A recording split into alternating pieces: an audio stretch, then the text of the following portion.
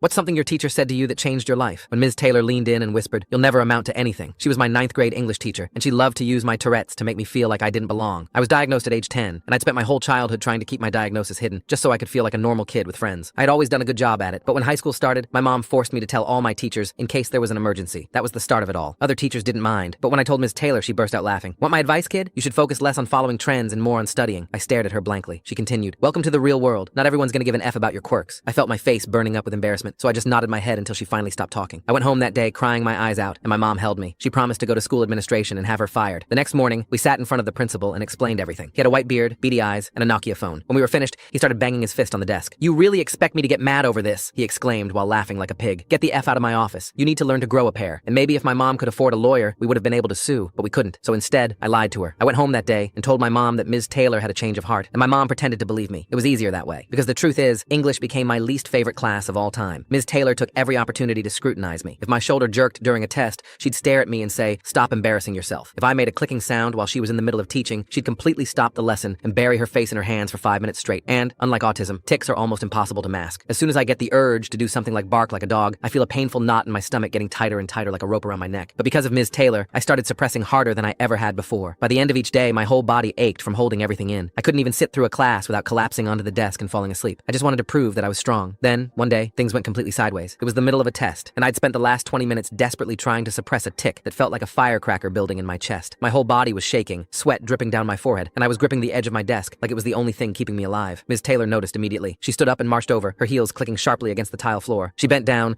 leaned in way too close, and whispered just loud enough for everyone to hear, "This is exactly why you'll never amount to anything." That was it, I snapped. Before I even realized what was happening, my tic erupted, loud and uncontrollable. "Fuck, fuck, bitch, shit, bitch, woof, woof, fuck." Kids around me either burst into laughter or stared in shock, their eyes wide with secondhand embarrassment. But to my surprise, Ms. Taylor didn't yell at me. In fact, she didn't say anything. She took out a pair of headphones from behind her desk, gesturing for me to play the sensory music that helps me regulate. Something felt off, but I just wanted my tics to end. But the second I put them on, I knew I'd made a terrible mistake. Because what played wasn't the steady rhythms I needed. It was chaos. Sudden shrieking noises and irregular beats. It felt like someone was scraping my bones with their nails. My body reacted instantly. Every tic I'd been suppressing exploded out at once. My arms jerked violently, and my head snapped back, and these loud vocal tics I'd never even had before ripped out of my throat. I tried to pull the earbuds out, but my hands were jerking too badly to grab them. The class was completely silent in shock, except for Ms. Taylor, who was laughing and shrieking about how good my performance was. The rest of the day was a blur, and next thing I knew, I was waking up in the hospital surrounded by nurses. Turns out, I had banged my skull against the wall so hard that I had given myself a concussion. I woke up to my mom in tears. She told me that Ms. Taylor admitted to playing sounds specifically designed to trigger tics, because she wanted to prove it was something I could get over. And while I reassured my mom that I was okay, rage boiled my blood. I knew I had to make Ms. Taylor pay. Full story on channel, link below.